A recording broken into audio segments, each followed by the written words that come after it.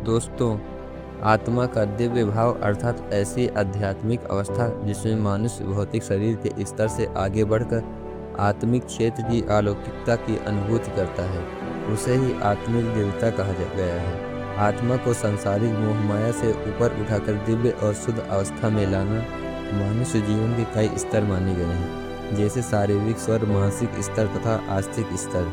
गीता में योगेश्वर श्री कृष्ण ने बताया है कि शरीर से मन श्रेष्ठ है, मन से बुद्धि और बुद्धि से आत्मा।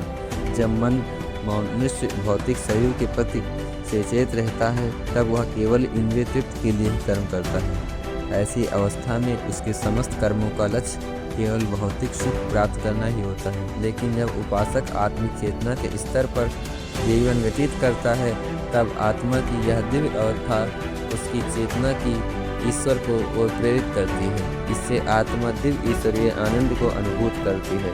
आत्मा की इस उन्नत अवस्था में इंद्रिय तृप्ति पर स्वयं विराम लग जाता है। स्मरण रहे कि भौतिक स्तर अर्थात शरीर के सुख तथा सीमित जीवन ही समस्त दुखों, तनाव और चिंता का कारण बनता है।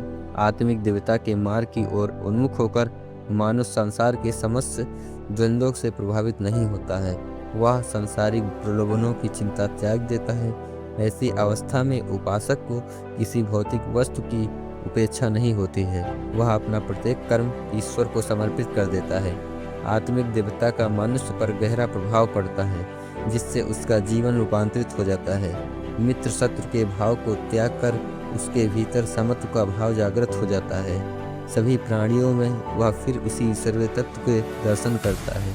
सांसारिक स्तर के छोटे बड़े के अंतर को त्याग कर वह समदर्शी बन जाता है। आत्मा का दिव्य भाव मनुष्य को आध्यात्मिक आनंद के असीम भंडार से ईश्वर को जोड़ देता है।